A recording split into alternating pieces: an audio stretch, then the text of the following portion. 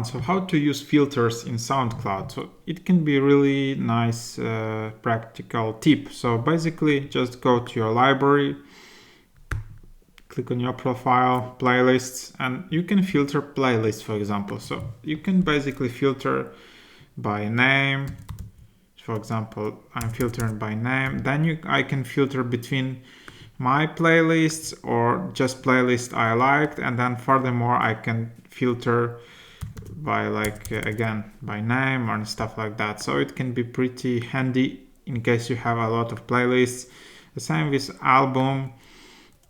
For example, you can just filter by name. You can filter created and liked, stations, following. You can filter your followers. And history, you can also filter all your history. So yeah, you can search from your history. So this is the way to do it. So basically it's pretty nice feature to use. So yeah, if you enjoy SoundCloud to find some cool music, this is the way to do it.